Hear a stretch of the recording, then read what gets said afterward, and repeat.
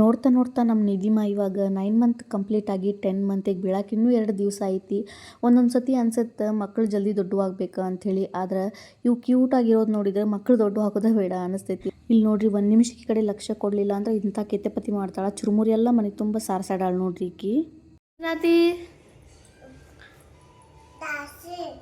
ತಾಶಿ ನಮ್ಮ ಅಣ್ಣನೂ ದೋಸೆ ತಿಂದು ಸಾಲಿಗೆ ಹೋದಾರಿ. ದೋಸೆ ನಾವು ಈಗ ನಾಷ್ಟ ಮಾಡ್ಬೇಕಂತೇಳಿ ಹಾಕ್ಕೊಳತ್ತಿದ್ವಿ.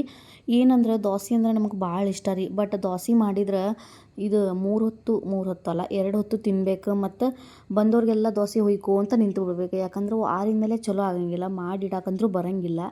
ಸೊ ಮಾಡ್ಕೊತ ನಿಂದಿರ್ಬೇಕಲ್ಲ, ಅದ ಬೇಜಾರು ಮತ್ತೇನಿಲ್ಲ. ನೋಡಿರಿ, ದೋಸೆ ಹಾಕ್ಕೊಂಡು ನಾನು ನಾಷ್ಟ ಮಾಡಿ ಆಮೇಲೆ ಒಂದು ಕಪ್ ಚಹಾ ಕುಡಿದು ಮಧ್ಯಾಹ್ನ ಸ್ವಲ್ಪ ಹೊತ್ತು ರೆಸ್ಟ್ ಮಾಡಿದೆ.